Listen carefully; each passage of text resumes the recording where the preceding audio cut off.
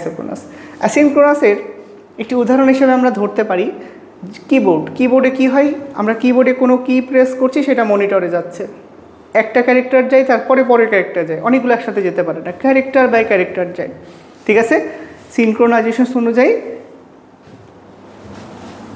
আমরা জানি সিনক্রোনাইজেশন অনুযায়ী অ্যাসিনক্রোনাস যায়, যেখানে একটি উদাহরণ হিসেবে আমরা কি ধরছি, কিবোর্ড ধরছি। এটা একটা গুরুত্বপূর্ণ এমসিকিউ।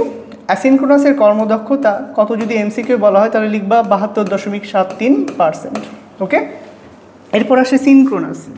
সিনক্রোনাস কী হয়, আমরা যে SMS পদ্ধতিতে অনেকগুলো ক্যারেক্টার অর্থাৎ অনেক বড় একটা মেসেজ অনেকগুলো ক্যারেক্টার অর্থাৎ অক্ষরের সমন্বয় যখন পাঠাই তখন সেটাকে বলা হচ্ছে সিনক্রোনাস। যেমন উদাহরণ তার SMS শর্ট মেসেজ সার্ভিস। যদি এখানে একটা এমসিকিউ আছে যে সিনক্রোনাসের কর্মদক্ষতা কত, তাহলে সেখানে আমরা অ্যান্সার কত পূরণ করব, 95.23।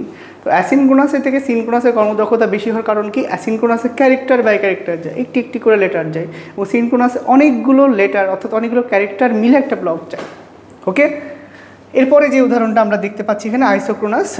আইসোক্রোনাসকে ক্লাসিফাইড করা হয়েছে মূলত যে সকল সিরিয়াল ডেটা ট্রান্সমিশনসে সরাসরি সম্প্রচারিত হয়, কোনো অনুষ্ঠান যখন সরাসরি সম্প্রচারিত হয় স্যাটেলাইট কেন্দ্রিক, যেটাকে আমরা বলে থাকি লাইভ স্ট্রিমিং, সেটাকে কী বলা হচ্ছে, আইসোক্রোনাস। যদিও আইসোক্রোনাসের কোনো কর্মদক্ষতা বের করা যায় না, মূলত আইসোক্রোনাসের কর্মদক্ষতা নির্ভর করে মিডিয়াম অর্থাৎ মাধ্যমের ওপরে। যে কোনো ক্ষেত্রেই আসলে কর্মদক্ষতা নির্ভর করে তার মিডিয়াম অর্থাৎ মাধ্যমের ওপরে। সো আমরা এই সিনক্রোনাইজেশন অনুযায়ী তাদের ক্লাসিফিকেশন জানলাম। এখন আমরা যেই পয়েন্টটাতে চলে যাব